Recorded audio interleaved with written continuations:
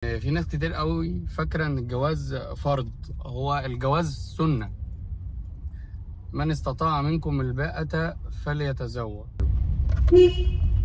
صباح الخير، يا رب تكونوا بخير. الفيديو ده يا جماعة انا هتكلم فيه مع اللي داخل يتجوز خلاص. اي حد مش داخل يتجوز ما تتفرجش على الفيديو. انا ضد الايجار، لا للايجار، لا للايجار لاكثر من سبب. يعني ده الا اذا كنت انت بقى الحاله اللي هي بتاعت هو خايف يقع في معصيه بقى فلازم يتجوز ضروري فمضطر ومفيش فلوس خالص، مفيش امكانيه خالص يجيب اي ايجار اي ملك. ولو اني هكون يعني شديد قوي في الحته دي واقول لك حتى لو معكش تجيب ملك ما تتجوزش برضه في ايجار. فرضا خلاص احنا بقى اتزنقنا وما قدامناش غير الايجار، مش عايزين ناخد الرادار ولازم نقعد في ايجار. لازم احكي لك قصتي بقى مع الايجار، عشان انا مشيت من ايجار ورحت ايجار ويا رب ما نقلش اروح ايجار، فانا مجرب الايجار وعارف مشاكله قوي. يعني اول حاجه انا ما سالتش عن الناس اللي انا رايح اقعد عندها في البيت الايجار ده، يعني ولا سالت هما بيعملوا ايه ولا اي حاجه خالص. يعني الطفل غلبان رايح يسكن في شقه ما يعرفش مين اهلها، ما يعرفش مين كان قاعد في الشقه قبل كده، ما يعرفش اي حاجه. دي اول حاجه غلط انا عملتها. تاني حاجه غلط اني لما لقيت حاجه غلط استحملت. دي اكبر حاجه غلط ممكن الانسان يعملها، انه يلاقي حاجه غلط ويغلط هو كمان ويستحمل. لقيت الشقه لا تصلح للاستخدام الادمي خالص، قلت مش مشكله، وهضب وهعمل وهسوي وهصرف وفيها ايه يعني، ما هو بنحط مبلغ تامين وبنسترد مبلغ التامين ده بعد كده، فايه المشكله لما اوضب طب ده في شرخ في الحيطه، ده في مش عارف ايه، ده في فتحه في الباب، حاجات يعني مصاريف على واحد داخل يتجوز. خصوصا اني كنت غلطان برضو واخترت مساحه اكبر مني. يعني انت دلوقتي انت بتتجوز انت ومراتك بس، بجد ليه تعمل حسابك ان في اوضه تالته بتاعت اطفال وانتوا لسه في مقتبل العمر والطفل اللي هيجي ده يعني هينام جنبكم مثلا 3 سنين، فليه تروح تاخد شقه 3 اوض ومساحه 250 متر ايجار ليه؟ يعني تمام قوي قوي قوي قوي 100 متر على 2 لسه متجوزين زي الفل، الواد هيبقى عنده 5 سنين وبينام جنبكم عيل غلس. دي حاجه. الحاجه اللي بعد كده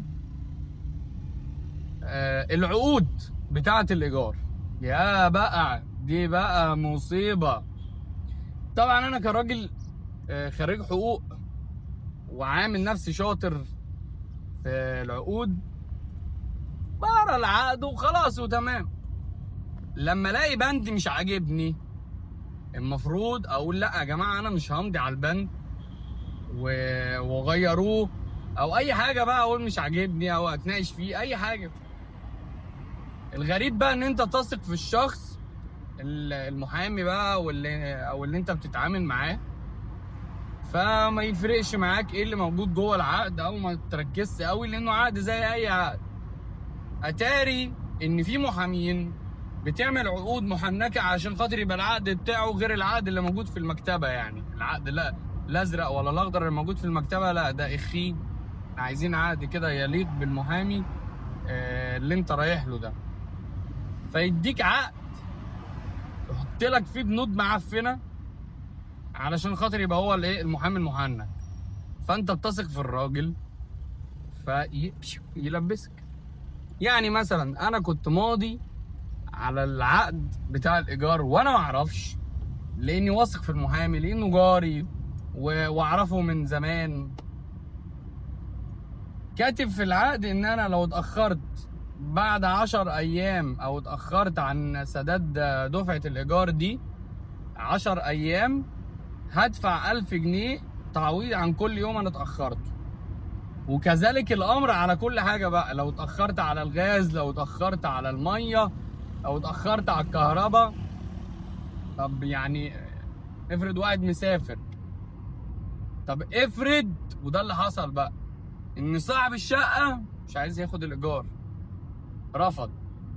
لو ما لحقتش حضرتك بقى تحط الايجار في المحكمه خلال 10 ايام، يبدا هو بقى يطالبك بقى بحكم الايه، العقد والعقد شريعه المتعاقدين والكلام ده. الكاميرا مش ثابته وعماله ترقص، واحنا اصلا بنرقص لوحدنا، مش محتاجين ايه الكاميرا ترقص معايا. الجو النهارده حر، وانا لو شغلت التكييف مش هتسمعوني لان التكييف ورا التليفون، انا عينيا ما بقتش شايف فيه، مش شايف بيه حاجه وجعان. المهم يا باشا، فبعد ما قعدت وظبطت كل حاجه في الشقه وصرفت عليها، وقلت بقى ان أنا خلاص يعني جه الوقت اللي ربنا فتح عليا فيه، همشي بقى اروح مكان تاني احسن. ودي كانت خطتي، يعني انا كنت عايز انجز بس اتجوز واروح مكان احسن ان شاء الله اول ما احوش واقدر، بس اتجوز. من اراد الغنى فعليه بالزواج، يعني عايز اتجوز وعايز اشوف رزق الجواز، عيني فيها مشكله بجد. فالمهم ايه، فبلغت صاحبة الشقه ان انا همشي شهرين واتكل على الله، وبقول لك من بدري عشان تعملي حساب. تمام. الو، انا عايز ادفع الايجار. حاضر. الو، عايز ادفع الايجار. حاضر. محدش بيرد عليا، محدش عايز يجي ياخد الايجار. 10 ايام، وانا بقى طبعا يعني مش، انا سايب مبلغ تامين وعارف ان الايجار هيتخصم من مبلغ التامين ده لما انا ما ادفعش. يعني انا بقول لك شهرين وخارج، والشهرين دول مبلغ التامين يغطيهم يعني، فقشطه عادي.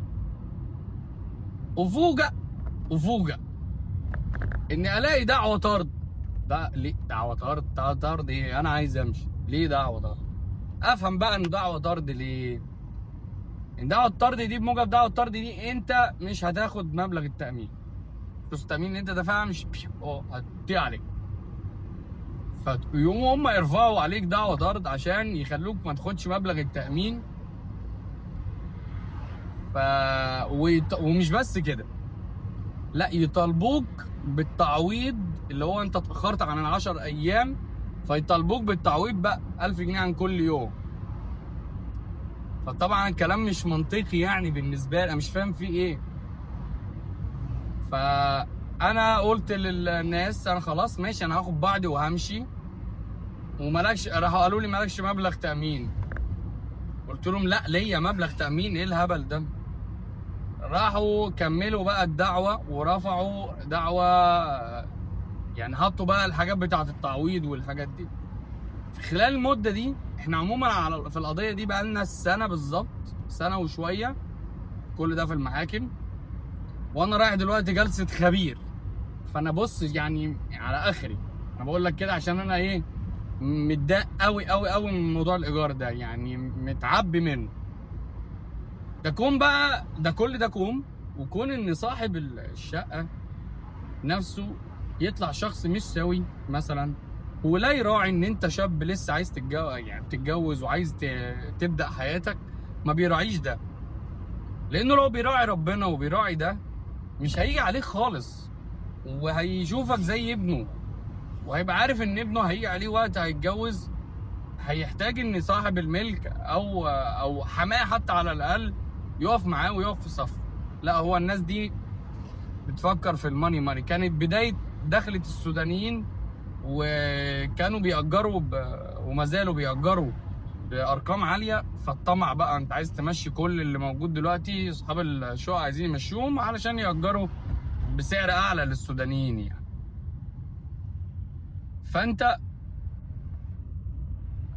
فانا اتفاجئ بقى باللي حصل ده، واتفاجئ ان انا محطوط في حاجه، وفجاه بلم حاجتي بسرعه وبمشي، ومفيش بقى حته ملك بقى عايز اقعد فيها، مفيش. خلاص بقى، ما انا كنت معتمد على الايجار ولسه الملك لسه ما جاش. الملك قدامي شويه واستلم، لاني مقدم على حاجه زي ما الناس كلها بتقدم يعني.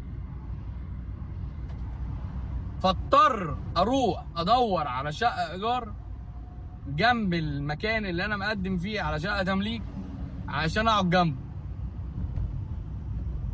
حاجه في منتهى الشحططه بجد. الناس تقول لي طب ما انت عليك مصاريف، يعني انت بتصرف مثلا في حاجات تانية ومش عارف ايه. انا بكلمك سيبك مني، تمام؟ انا بصرف في حاجات انت ما تعرفش يعني انا بصرف في ايه.